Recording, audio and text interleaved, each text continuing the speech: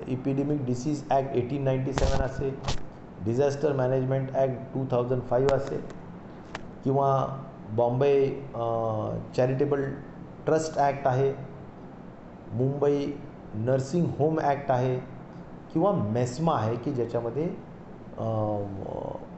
Maharashtra essential services management act म्हणतात. या सगळ्या ॲक्टच्या ज्या तरतुदी आहेत त्या तरतुदीच्या अनुषंगाने डॉक्टर्स, नर्सेस सर्वांनी आपापली सेवा दिलीच पाहिजे असं सुद्धा या नोटिफिकेशनच्या अनुषंगाने बंधनकारक केलेलं आहे. आणि म्हणून माझी या निमित्ताने सुद्धा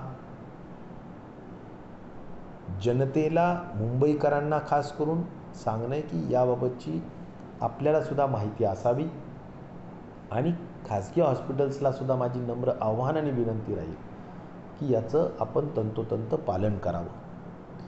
जरूर प्रत्येक हॉस्पिटलला कुठे बेड उपलब्ध आहे याची माहिती, त्याचा डॅशबोर्ड हा सहज पद्धतीनं कंट्रोल रूममध्ये आणि महत्त्वाच्या सगळ्या ठिकाणी उपलब्ध व्हाव्यात अशा सूचना आम्ही दिलेल्या आहेत. त्याचं अनुकरण आणि त्याचं अनुपालन ताबडतोबीनं होईल असं मला या निमित्ताने सुद्धा सांगायचं आहे, जेणेकरून आज कदाचित ॲम्ब्युलन्सला 2-3 ठिकाणी जाऊन बेड शोधण्याची आवश्यकता पडू नये. या व्यतिरिक्त एक महत्त्वाचा निर्णय उद्या त्याबाबतचे अंतिम आदेश निर्गमित होतील, ज्यामध्ये आपण पूर्ण महाराष्ट्राच्या जनतेला, ज्याला आपण खऱ्या अर्थाने सर्वांनाच इन्शुरन्स स्कीममध्ये घेतलेलं आहे.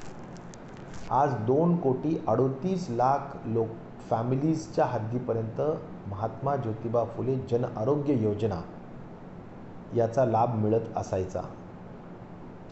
आज साधारणपणे ही पॉप्युलेशन 85% आहे. उर्वरित 15% पॉप्युलेशनसाठी सुद्धा आता महात्मा ज्योतिबा फुले जन आरोग्य योजना लागू होईल. आणि त्याचबरोबर या युनिव्हर्सल कव्हर ज्याला म्हणू आपण, की महाराष्ट्रातले 100% लोक यामध्ये अंतर्भूत होतील आणि महाराष्ट्रातल्या 1000 हॉस्पिटल्स जे यामध्ये एम्पॅनल्ड आहेत त्यांना ही सर्व सेवा उपलब्ध करण्यात येईल. या 1000 हॉस्पिटल्समधले जे हॉस्पिटल्स कोविड हॉस्पिटल असतील त्यांनासुद्धा कोविडच्या रुग्णांच्या अनुषंगाने जे जे काही पॅकेजेस आहेत ते कॅशलेस राहतील, 0% खर्चावर राहतील, हे सुद्धा मला या निमित्ताने नमूद करावं असं वाटतं. आणि त्यामुळे महाराष्ट्रातल्या शासकीय कर्मचारी, निमशासकीय कर्मचारी, पांढऱ्या रंगाच्या रॅशन कार्डचे लोक, हे सर्व लोक या योजनेपासून खऱ्या अर्थाने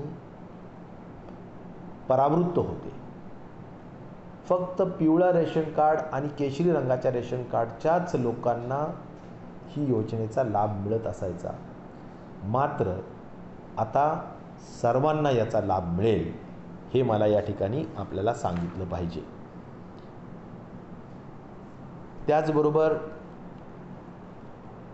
या सगळ्याच्या अनुषंगाने आता आपण काही सक्षम अधिकारी नेमलेले आहेत. जिल्हाधिकारी हे दर नियंत्रण असेल, 80% बेड्सच्या संदर्भाने असेल, हे जिल्हाधिकारी जिल्ह्याच्या ठिकाणी करतील. जिथे महानगरपालिका आहे तिथे आयुक्त करतील.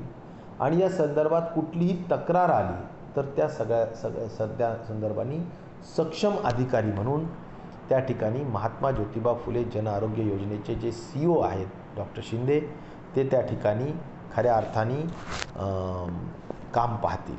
आणि त्यांचा जो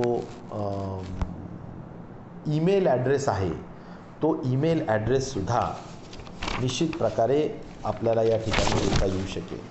आणि तो ईमेल ॲड्रेस आहे complaints.healthcharges@jeevandai.gov.in. पुन्हा एकदा सांगेल, complaints.healthcharges@jeevandayi.gov.in या ईमेलवर आपल्याला कुठल्याही स्वरूपाने दराच्या संदर्भात तक्रारी असतील तर त्याचं निवारण करण्याचं काम या ठिकाणी केलं जाईल.